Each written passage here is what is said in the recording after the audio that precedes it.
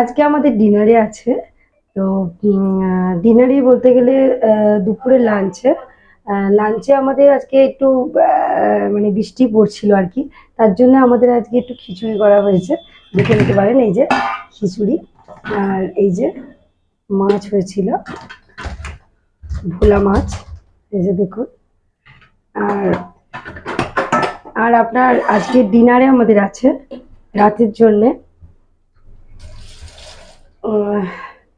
তো এখানে ময়দা মাখানোই আছে দেখুন, একটু পরোটা হতে পারে।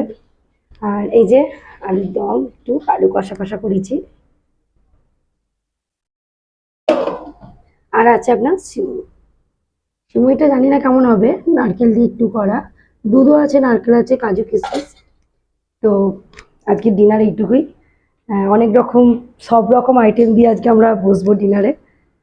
তো ওকে, আজ এইটুকুই, টাটা।